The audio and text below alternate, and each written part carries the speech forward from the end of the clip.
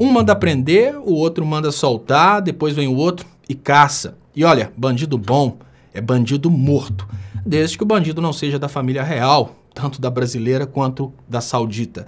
A grande realidade é que toda essa modificação das leis brasileiras, não pelo poder legislativo, mas pela opinião pública pressionando o poder judiciário, ou até mesmo o interesse de alguns ministros e juízes, no sentido de mostrar para a população que eles são os justos, os honestos, os que contemplam os interesses públicos, não vai de encontro àquilo que a gente chama de democracia. A democracia é a ideia de que nós temos um grupo de pessoas que recebem muito bem, são muito prestigiadas e estão lá exatamente para debaterem esses casos. São senadores, são deputados, são vereadores, são eles que produzem as leis. A partir da produção dessas leis, juízes e ministros e desembargadores fazem uma interpretação técnica dessas leis. Isso é o sistema democrático.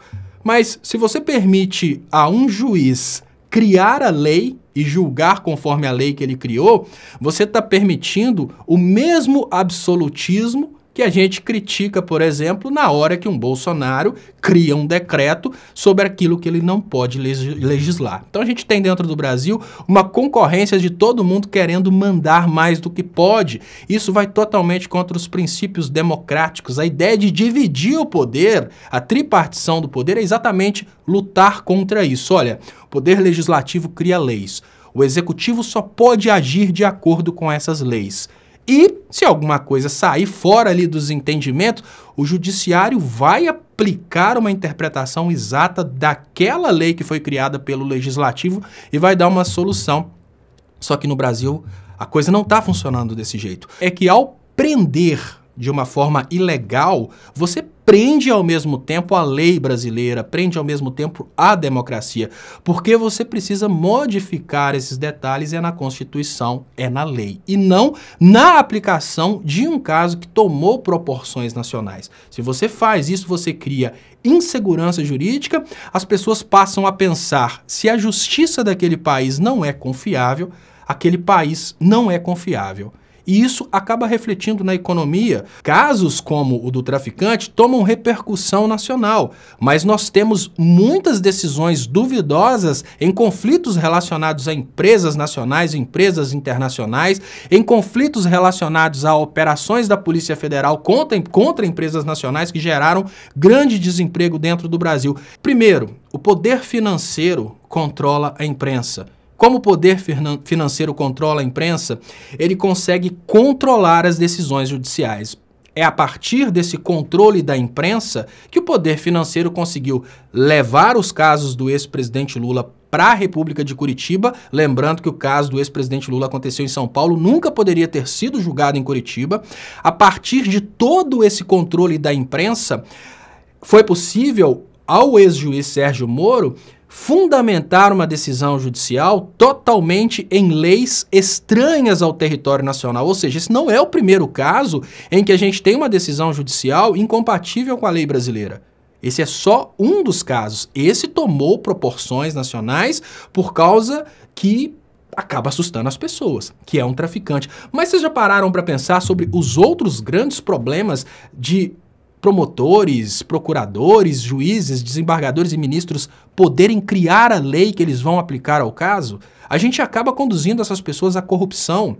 Se você dá um acesso ao poder de criar as leis para um Dallagnol, para um Sérgio Moro, eles têm o poder, obviamente, de negociar quem vai ser preso, quem vai ser solto e quanto vai custar para a pessoa ficar solta. Quem denunciou a Lava Jato como um esquema de venda de sentenças foi o advogado Tacla Duran. Segundo ele, o que o Sérgio Moro e o Dallagnol estavam fazendo, na verdade, era botar medo nos criminosos e negociar as delações. Então, rolava um dinheiro por fora para negociar as delações. Afinal de contas, não ia precisar ali de lei brasileira, eles tinham apoio da opinião pública.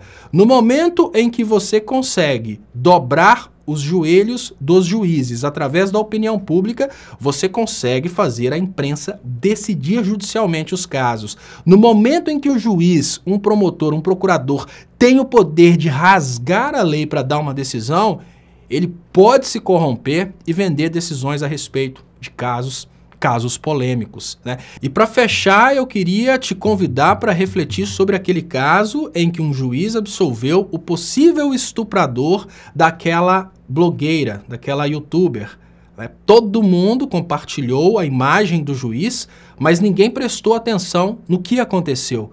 O Ministério Público pediu a absolvição daquele acusado, o que significa que, se o Ministério Público pediu a absolvição, não cabe ao juiz condenar, ele não pode condenar. Por que a imprensa compartilhou o juiz e até hoje ninguém sabe quem é o membro do Ministério Público que pediu a absolvição? Ou seja, toda essa ignorância sistemática tem permitido à imprensa controlar a opinião pública e forçar a decisão de juízes. Alguns dobram os joelhos, outros não. Mas a grande realidade, o que nós não estamos percebendo é que com esse oba-oba nós estamos conduzindo o Brasil para um momento de cada vez maior insegurança jurídica e um momento de cada vez maior superprotagonismo do Poder Judiciário. Ou seja, é uma outra forma de absolutismo contra a qual não há sequer recurso. Muito obrigado. Esse é o Boletim do Estopa. Se inscreva na TV 247, marque para receber notificações e até mais.